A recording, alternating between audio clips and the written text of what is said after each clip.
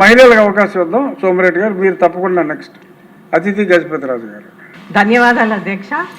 First of all మనం సమాజంలో మార్పు తెచ్చినప్పుడు ఎప్పుడైనా స్లోగా మనం మార్పు తీసుకురావాలి అధ్యక్ష.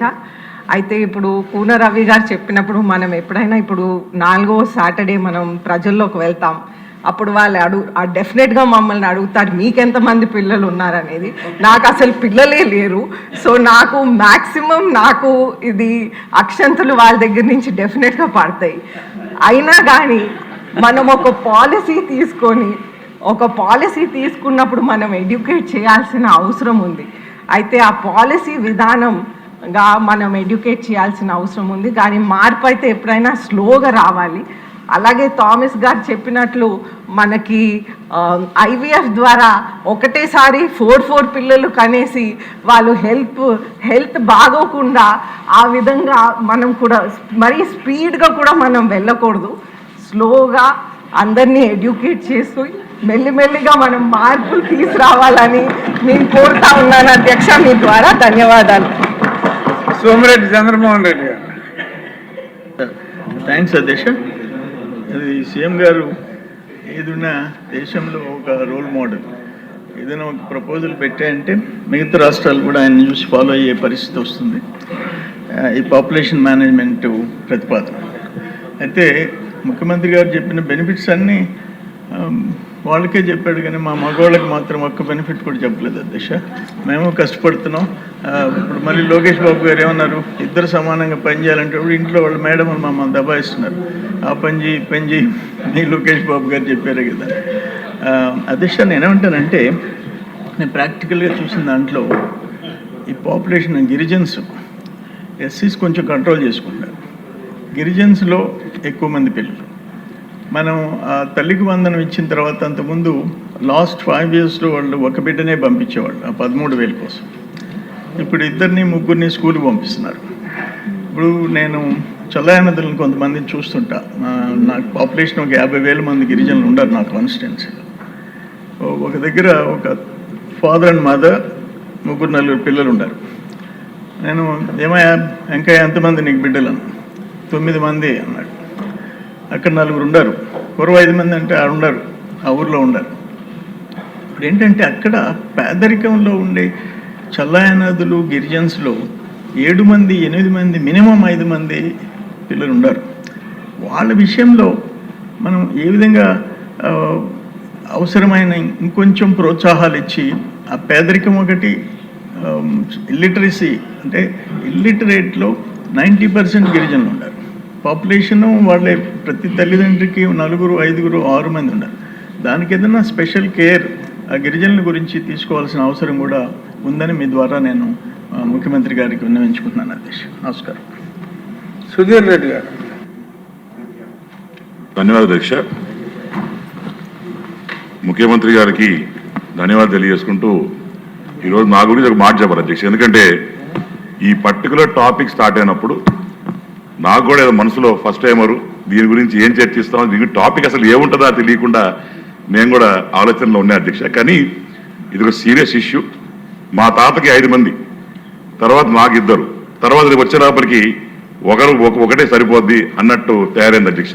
పైగా అది ఒక ఫ్యాషన్ అయిపోయింది అధ్యక్ష. ఒకరు ఉంటే చాలు. దాంట్లో కూడా చూస్తే పేదవాడికి ఎక్కువ మంది పిల్లలు ఉంటాడు, అదే గొప్పవాడికి తక్కువ మంది పిల్లలు ఉంటాడు. ఎందుకు? అదొక్కటి ఆలోచన చేయాలి. ఎందుకంటే నిజంగా డబ్బు లేనివాడికి కూడా అన్నం తినేదానికి కూడా లేని పక్షంలో కూడా వాళ్ళకందరికీ కూడా ఒక 4 పిల్లలు 3 పిల్లలు ఉంటా ఉంటారు. కానీ బాగా డబ్బు ఉండేట వాళ్ళకి ఏంటంటే అది ఫ్యాషను, మరి మొహమాటమో, మరి ఏంటి అర్థం కాదు. మహిళలకు అవకాశం ఇద్దాం. సోమిరెడ్డి గారు మీరు తప్పకుండా నెక్స్ట్ అతిథి గజపతిరాజు గారు. ధన్యవాదాలు అధ్యక్ష. ఫస్ట్ ఆఫ్ ఆల్ మనం సమాజంలో మార్పు తెచ్చినప్పుడు ఎప్పుడైనా స్లోగా మనం మార్పు తీసుకురావాలి అధ్యక్ష. అయితే ఇప్పుడు కూన రవి గారు చెప్పినప్పుడు మనం ఎప్పుడైనా ఇప్పుడు 4వ సాటర్డే మనం ప్రజల్లోకి వెళ్తాం. అప్పుడు వాళ్ళు డెఫినెట్గా మమ్మల్ని అడుగుతారు మీకెంతమంది పిల్లలు ఉన్నారనేది. నాకు అసలు పిల్లలే లేరు. సో నాకు మ్యాక్సిమం ఇది అక్షంతలు వాళ్ళ దగ్గర నుంచి డెఫినెట్గా పడతాయి. అయినా కానీ మనం ఒక పాలసీ తీసుకున్నప్పుడు మనం ఎడ్యుకేట్ చేయాల్సిన అవసరం ఉంది. అయితే ఆ పాలసీ విధానంగా మనం ఎడ్యుకేట్ చేయాల్సిన అవసరం ఉంది. కానీ మార్పు అయితే ఎప్పుడైనా స్లోగా రావాలి. అలాగే థామస్ గారు చెప్పినట్లు మనకి ఐవీఎఫ్ ద్వారా ఒకటేసారి 4 పిల్లలు కనేసి వాళ్ళు హెల్త్ బాగోకుండా ఆ విధంగా మనం కూడా మరీ స్పీడ్గా కూడా మనం వెళ్ళకూడదు. స్లోగా అందరినీ ఎడ్యుకేట్ చేస్తూ మెల్లిమెల్లిగా మనం మార్పులు తీసుకురావాలని నేను కోరుతా ఉన్నాను అధ్యక్ష. మీ ద్వారా ధన్యవాదాలు. సోమిరెడ్డి చంద్రమోహన్ రెడ్డి గారు. థ్యాంక్స్ అధ్యక్ష. అది సీఎం గారు ఏదైనా దేశంలో ఒక రోల్ మోడల్, ఏదైనా ఒక ప్రపోజల్ పెట్టాయంటే మిగతా రాష్ట్రాలు కూడా ఆయన చూసి ఫాలో అయ్యే పరిస్థితి వస్తుంది. ఈ పాపులేషన్ మేనేజ్మెంట్ ప్రతిపాదన అయితే ముఖ్యమంత్రి గారు చెప్పిన బెనిఫిట్స్ అన్నీ వాళ్ళకే చెప్పాడు, కానీ మా మగవాళ్ళకి మాత్రం ఒక్క బెనిఫిట్ కూడా చెప్పలేదు అధ్యక్ష. మేము కష్టపడుతున్నాం.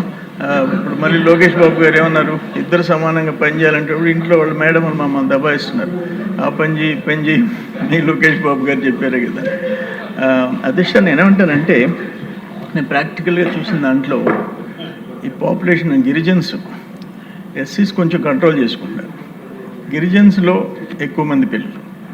మనం తల్లికి వందనం ఇచ్చిన తర్వాత అంతకుముందు లాస్ట్ 5 yearsలో వాళ్ళు ఒక బిడ్డనే పంపించేవాళ్ళు ఆ 13,000 కోసం. ఇప్పుడు 2-3 స్కూల్కి పంపిస్తున్నారు. ఇప్పుడు నేను చల్లయానదులను కొంతమందిని చూస్తుంటా. నాకు పాపులేషన్ ఒక 50,000 మంది గిరిజనులు ఉండరు నా కాన్స్టిట్యున్సీలో. ఒక దగ్గర ఒక ఫాదర్ అండ్ మదర్ 3-4 పిల్లలు ఉన్నారు. నేను ఏమయ్యా ఇంకా ఎంతమంది నీకు బిడ్డలు అన్న, 9 మంది అన్నాడు. అక్కడ 4 ఉండరు, 5 మంది అంటే ఆడ ఉండరు, ఆ ఊర్లో ఉండరు. ఇప్పుడు ఏంటంటే అక్కడ పేదరికంలో ఉండే చల్లయానదులు గిరిజన్స్లో 7 మంది 8 మంది మినిమం 5 మంది పిల్లలు ఉండరు. వాళ్ళ విషయంలో మనం ఏ విధంగా అవసరమైన ఇంకొంచెం ప్రోత్సాహాలు ఇచ్చి ఆ పేదరికం ఒకటి, ఇల్లిటరసీ అంటే ఇల్లిటరేట్లో 90% గిరిజనులు ఉన్నారు. పాపులేషను వాళ్ళే ప్రతి తల్లిదండ్రికి 4, 5, 6 మంది ఉన్నారు.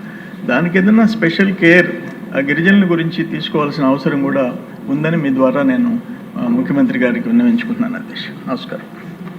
సుధీర్ రెడ్డి గారు. ధన్యవాదాలు అధ్యక్ష.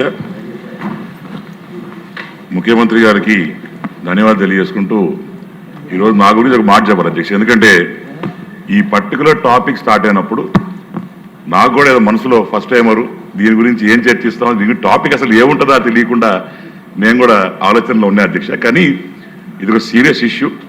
మా తాతకి 5 మంది, తర్వాత నాకు 2, తర్వాత వచ్చేటప్పటికి ఒకటే సరిపోద్ది అన్నట్టు తయారైంది అధ్యక్ష. పైగా అది ఒక ఫ్యాషన్ అయిపోయింది అధ్యక్ష. ఒకరు ఉంటే చాలు. దాంట్లో కూడా చూస్తే పేదవాడికి ఎక్కువ మంది పిల్లలు ఉంటా ఉన్నారు, అదే గొప్పవాడికి తక్కువ మంది పిల్లలు ఉంటా ఉన్నారు. ఎందుకు? అదొక్కటి ఆలోచన చేయాలి. ఎందుకంటే నిజం డబ్బు లేనివాడికి కూడా అన్నం తినేదానికి కూడా లేని పక్షంలో కూడా వాళ్ళకందరికీ కూడా ఒక 4 పిల్లలు 3 పిల్లలు ఉంటా ఉంటారు. కానీ బాగా డబ్బు ఉండేట వాళ్ళకి ఏంటంటే అది ఫ్యాషను, మరి మొహమాటమో, మరి ఏంటి అర్థం కాదు. కానీ వాళ్ళకి మాత్రం ఒకరే ఉంటా ఉంటారు.